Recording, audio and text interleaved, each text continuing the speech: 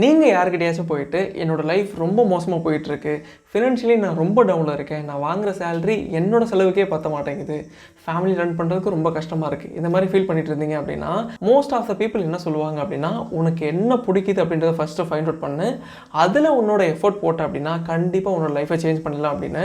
இது 100% ட்ரூன்னு சொல்ல முடியாது, இது 100% ஃபால்ஸ்ன்னு சொல்ல முடியாது.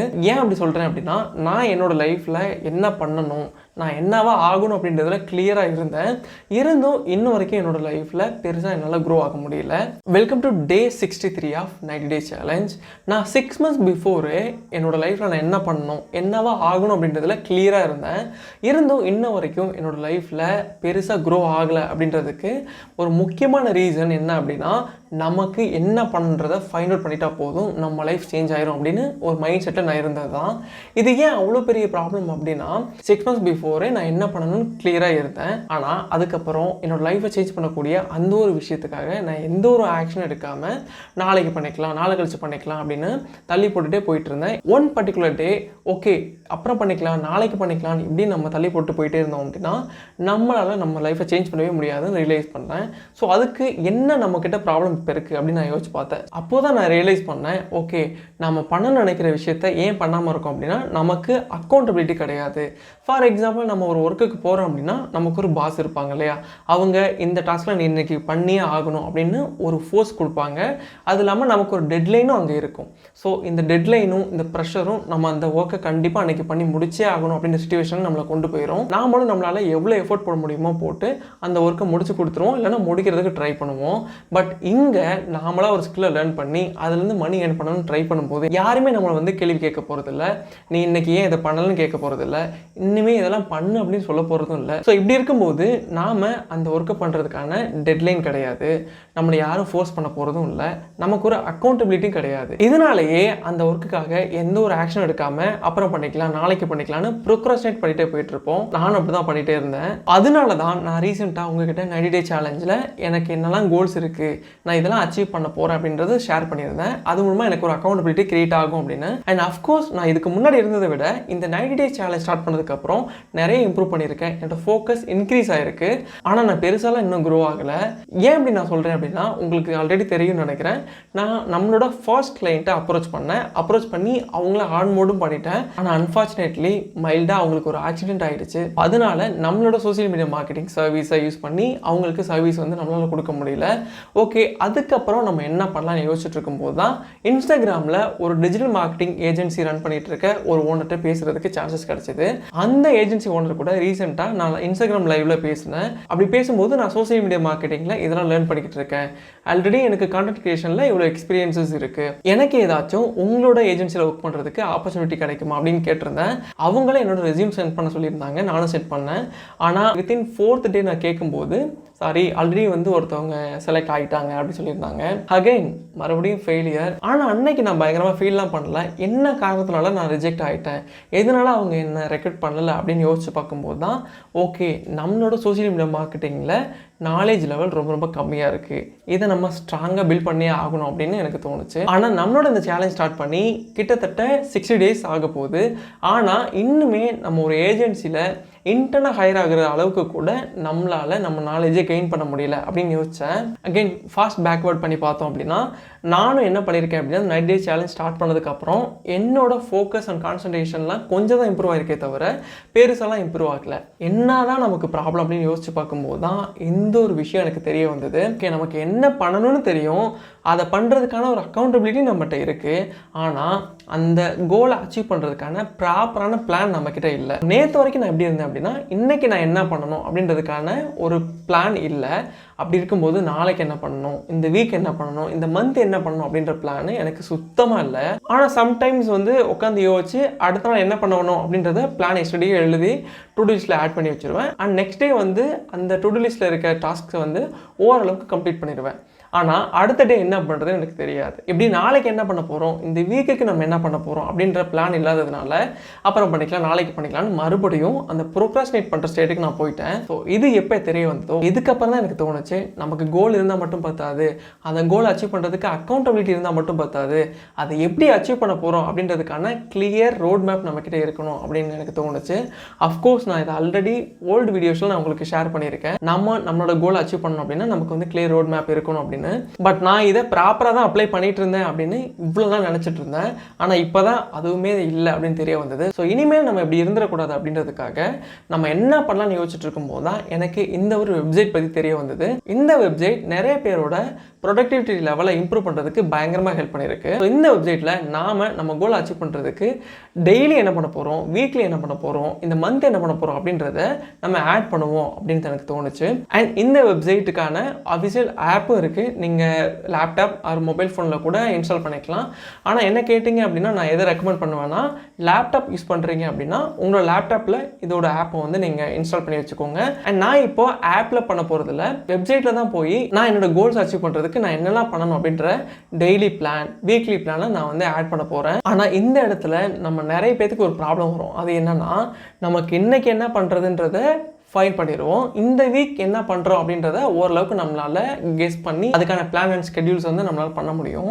ஆனால் இந்த மந்த் ஃபுல்லாக என்ன பண்ணுறது அப்படின்றது நீங்கள் ஒரு பிகினராக இருக்கும்போது உங்களுக்கு வந்து தெரியாது. ஸோ நான் என்ன ரெக்கமெண்ட் பண்ணுறேன் அப்படின்னா, நீங்கள் இனிஷியல் ஸ்டேஜில் இருக்கீங்க அப்படின்னா இந்த 1 வீக் மட்டும் நீங்கள் என்னென்ன பண்ண போகிறீங்க அப்படின்றத இந்த வெப்சைட்டில் வந்து நீங்கள் ஆட் பண்ணிக்கோங்க. இது நீங்கள் இந்த வெப்சைட்டில் ஆட் பண்ணலாம், இல்லை நீங்கள் தனியாக நோட்டில் கூட எழுதிக்கலாம். இதில் தான் நீங்கள் பண்ணணும்னு அவசியம் இல்லை. பட் நான் இதில் பண்ணேன் அப்படின்னா எனக்கு ஹெல்ப்ஃபுல்லாக இருக்குன்னு தோணுச்சு. அதனால நான் இந்த வெப்சைட்டை யூஸ் பண்ண போகிறேன்.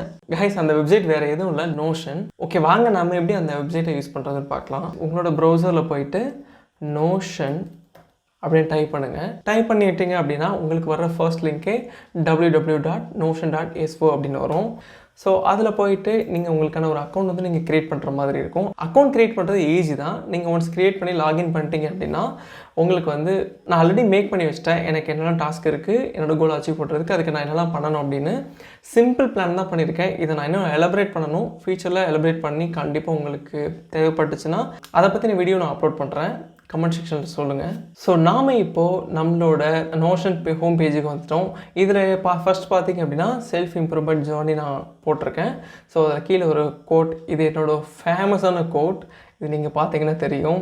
ஏன்னா இது எப்போல்லாம் நான் ரொம்ப டிமோட்டிவேட்டடாக ஃபீல் பண்ணுறேனோ அப்போல்லாம் நான் அந்த கோட் வந்து நான் பார்த்துப்பேன்.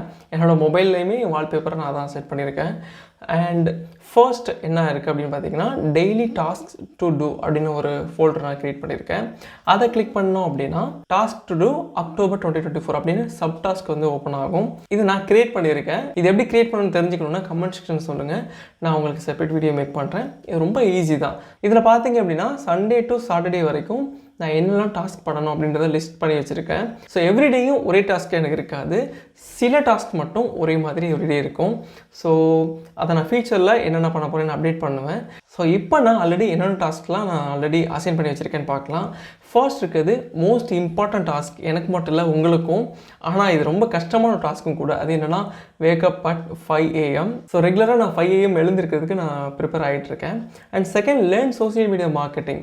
இது வந்து நான் அட்லீஸ்ட் 5 hours ஆச்சும் இனிமேல் ரெகுலராக லேர்ன் பண்ணணும் அப்படின்னு பிளான் பண்ணியிருக்கேன். ஸோ அதையுமே டாஸ்க்கில் ஆட் பண்ணிட்டேன். And third, create content. அன்றைக்கி நான் என்னென்ன லேர்ன் பண்ணுறேனோ அதை வச்சோ, இல்லை உங்களுக்கு ஏதாச்சும் நான் லேர்ன் பண்ண விஷயங்களில் யூஸ்ஃபுல்லாக இருக்குன்னு எனக்கு தோணுச்சுன்னா அதை வச்சோம், அண்ட் ஃபியூச்சர் அப்டேட்ஸ் ஏதாச்சும் இருந்துச்சுன்னா அதை வச்சோ நான் உங்களுக்கு கண்டென்ட்ஸ் வந்து க்ரியேட் பண்ணணும்.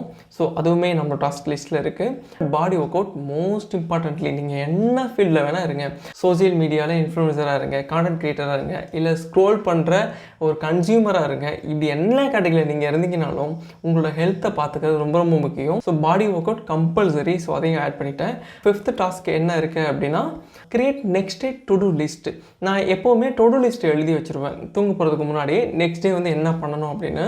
But most of the days நான் அது வந்து ஃபாலோ பண்ணுறதே இல்லை. ஸோ அதை சரி பண்ணுறதுக்காக அதையும் ஒரு டாஸ்கில் வந்து ஆட் பண்ணி வச்சிட்டேன். ஸோ அப்படி இருக்கும்போது நான் ரெகுலராக தூங்க போகிறதுக்கு முன்னாடி நம்ம இன்றைக்கி என்ன டாஸ்க் பண்ணியிருக்கோம் அப்படின்றத இங்கே வந்து நான் டிக் பண்ணிட்டு போகணும். ஸோ அப்படி பார்க்கும்போது நெக்ஸ்ட் டேக்கான டு டூ லிஸ்ட் வந்து நம்ம கிரியேட் பண்ணணும் அப்படின்ற ஒரு ரிமைண்டரும் எனக்கு இருக்கும். ஸோ நெக்ஸ்ட் டே டாஸ்க்கை வந்து முன்னாடியே நான் அசைன் பண்ணுறதுக்கு இது ரொம்ப ஹெல்ப் பண்ணும். இதே அவ்வளோ முக்கியம் அப்படின்னா, நீங்கள் உங்கள் லைஃப்பை சேஞ்ச் பண்ணுறதுக்கு ஏதோ ஒரு ஆக்ஷன் எடுத்துகிட்டு இருக்கீங்கன்னா, நெக்ஸ்ட் டே எழுந்திரிச்சிருந்து என்ன பண்ண போகிறீங்க அப்படின்ற பிளான் உங்களுக்கு இல்லை அப்படின்னும் போது அந்த நெக்ஸ்ட் டே அந்த அளவுக்கு உங்களுக்கு ப்ரொடக்டிவாக போகிறது ரொம்ப கஷ்டமாக இருக்கும். ஏன்னா எனக்கு அப்படி தான் இருந்தது.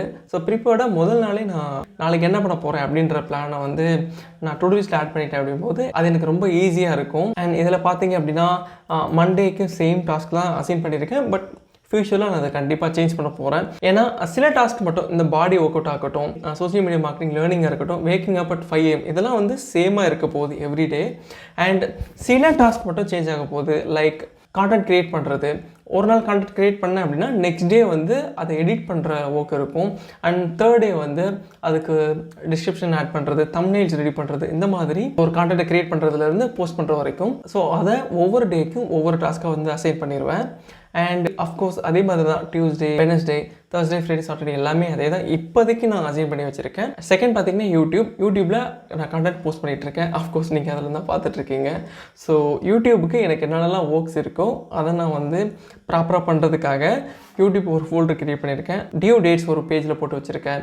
அண்ட் கான்டென்ட் ஐடியாஸ் வந்து ஒரு பேஜில் போட்டு வச்சுருக்கேன். இந்த டியூ டேட்ஸ் வந்து ஓப்பன் பண்ணி பார்த்தோம்னா என்ன இருக்கும் அப்படின்னா, நான் வந்து கேலண்டர் ஆட் பண்ணி வச்சுருக்கேன். இது நீங்கள் ஒரு லிஸ்ட்டாக ஆட் பண்ணிக்கலாம். இந்த டேட்டில் இந்த வீடியோ போஸ்ட் பண்ணணும். அந்த மாதிரி மேபி நீங்கள் ஒரு கான்டென்ட் கிரியேட்டர் இருந்தாலும், இல்லை என்ன ஃபீல்டுக்கு உங்களுக்கு இந்த நோஷன் வெப்சைட் தேவைப்பட்டாலும் நீங்கள் வந்து ஆட் பண்ணிக்கலாம். லிஸ்ட்டை ஆட் பண்ணிக்கலாம், இல்லை சப்ஹெட்டிங்ஸை ஆட் பண்ணிக்கலாம், இல்லை செக்லிஸ்ட்டை ஆட் பண்ணிக்கலாம். அந்த மாதிரி என்ன வேணால் பண்ணிக்கலாம். இந்த கேலண்டர் பார்த்தீங்க அப்படின்னா நெக்ஸ்ட் 2 வீடியோஸ்க்கான ஒரு சின்ன ஐடியா மட்டும் நான் போட்டு வச்சுருக்கேன். இதை எக்ஸாக்டாக நான் ஃபாலோ பண்ண போகிறேன்னு கூட தெரியல. பட் இந்த டெட்லைன் நம்ம கொடுத்து வச்சா தான் கண்டிப்பாக நம்ம அதுக்கான ஸ்டெப் கொஞ்சமாச்சும் எடுப்போம். இன்றைக்கி என்ன டேட் அப்படின்னா October 2. October 3 வந்து நான் ஒரு வீடியோ போஸ்ட் பண்ணி ஆகணும். அந்த வீடியோ என்ன அப்படின்னா, hi, I am going to organise my tasks. இந்த வீடியோ தான் இப்போ நீங்கள் பார்த்துட்ருக்கீங்க இல்லையா, இதை நான் ஆல்ரெடி ஷூட் பண்ணிக்கிட்டு இருக்கேன். இதுக்கு அடுத்த வீடியோ எப்போ போடணும் அப்படின்னா 6 டேட்டில் வந்து வீடியோ போடணும். அதுக்கு என்ன டைட்டில் கூட நான் சூஸ் பண்ணல இன்ன வரைக்கும். பட் வீடியோ அப்லோட் பண்ணி ஆகணும். அதில் நான் ஷியூராக இருக்கேன். பார்ப்போம் இது எந்த அளவுக்கு ஒர்க் அவுட் ஆகுது அப்படின்னு. தேர்ட் பார்த்தீங்க அப்படின்னா மை லேர்னிங்ஸ். இதில் வந்து சோஷியல் மீடியா மார்க்கெட்டிங் வந்து லேர்ன் பண்ணிட்டு இருக்கேன். ஸோ இதில் என்னென்ன லேர்ன் பண்ணணும், மெட்டா ஆட்ஸ் லேர்ன் பண்ணணும். அந்த மெட்டா ஆட்ஸில் என்னென்ன பண்ணணும் அப்படின்னா, அக்கௌண்ட் கிரியேட் பண்ணணும், meta business manager account create பண்ணணும். ஸோ ஒன்ஸ் மெட்டா ஆட்ஸில் முடிச்சதுக்கப்புறம் கூகுள் ஆட்ஸ் பண்ணணும். இது ஃபியூச்சர் பிளான் தான். பட் இது இப்போதைக்கு என்னோட லேர்னிங்ஸில் பிளானாக இருக்குன்னு நான் ஆட் பண்ணி வச்சுருக்கேன். அண்ட் ஃபோர்த் மோஸ்ட் இம்பார்ட்டன்ட்லி ஹெல்த்தில் நான் பாடி ஒர்க் அவுட்ஸ் பிளான்ஸ்லாம் நான் ஆட் பண்ணி வச்சுருக்கேன். ஃபியூச்சரில் செப்பரேட் பண்ணி என்ன பாடி ஒர்க் அவுட் ஒரு நாளைக்கு எவ்வளோ பண்ணணும், ஸோ அதெல்லாம் நான் கம்ப்ளீட் டீட்டெயில்டாக ஆட் பண்ணலான்னு இருக்கேன். ஸோ கைஸ், இதுதான் நான் உங்ககிட்ட ஷேர் பண்ணணும்னு நினச்சேன். நீங்கள் ஒரு வேளை உங்கள் லைஃப்பை சேஞ்ச் பண்ணுறதுக்கு ட்ரை பண்ணிகிட்டு இருக்கீங்க, பட் உங்களால் ஆக்ஷன் எடுக்க முடியல அப்படின்னா இந்த மாதிரி ஒரு பிளானோட நீங்கள் ஸ்டார்ட் பண்ணி பாருங்கள். மேபி ஒர்க் அவுட் ஆகலாம். இது கண்டிப்பாக எனக்கு ஒர்க் அவுட் ஆகும்னு நினைக்கிறேன். ஏன்னா நிறைய பேருக்கு ஒர்க் அவுட் ஆகிருக்கு. ஏன்னா நம்ம ஒரு கோலை செட் பண்ணோம் அப்படின்னா அதை ரீச் பண்ணுறதுக்கு எந்த ஒரு பிளானும் இல்லாமல் நம்மளால் அந்த கோலை ரீச் பண்ண முடியாது. ஸோ நான் இப்போ எடுத்துருக்க இந்த சின்ன ஸ்டெப் நம்மளோட கோலை அச்சீவ் பண்ணுறதுக்கு பயங்கரமாக ஹெல்ப் பண்ணும் அப்படின்னு எனக்கு தோணுது. ஸோ நீங்களும் ட்ரை பண்ணி பாருங்கள். ஓகே காய்ஸ், இது மூலமாக கண்டிப்பாக நம்மளோட ப்ரொடக்டிவிட்டி லெவல் இம்ப்ரூவ் ஆகும் நம்புகிறேன். அண்ட் நம்மளோட 90 days சேலஞ்ச் கம்ப்ளீட் ஆகிறதுக்கு இன்னும் 27 days தான் இருக்குது. அதுக்குள்ளே நாம் எந்த அளவுக்கு ப்ராக்ரஸ் ஆகி நம்ம கோலை எந்த அளவுக்கு அச்சீவ் பண்ணியிருக்கோம் அப்படின்றத பார்க்குறதுக்கு நான் ரொம்ப க்யூரியஸாக இருக்கேன். அண்ட் நீங்கள் ஒருவேளை இந்த 90 days சேலஞ்சில் பார்ட்டிசிபேட் பண்ணி உங்கள் கோலுக்கான ஆக்ஷன் எடுத்துகிட்டு இருக்கீங்க அப்படின்னா நீங்கள் அச்சீவ் பண்ண நினைக்கிற அந்த ஒரு கோல் என்ன அப்படின்னு கமெண்ட் செக்ஷனில் மென்ஷன் பண்ணுங்கள். அண்ட் நீங்கள் உங்களோட அந்த கோலை அச்சீவ் பண்ணுறதை பார்க்குறதுக்கு நான் ரொம்ப க்யூரியஸாக இருக்கேன். Okay, keep going. Doing something is better then doing nothing. Okay guys, next வீடியோவில் பார்க்கலாம். பாய்.